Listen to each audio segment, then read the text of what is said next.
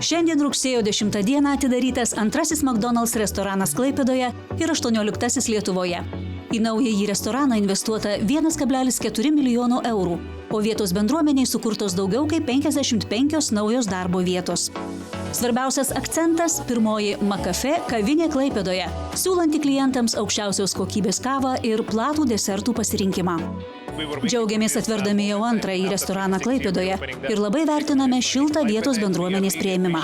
Nuolat ieškome galimybių plėsti savo restoranų tinklą ir būti arčiau Lietuvos žmonių. Ši investicija dar kartą pabrėžė Lietuvos svarbą mums, tad ir toliau esame pasiryžę čia plėsti savo veiklą.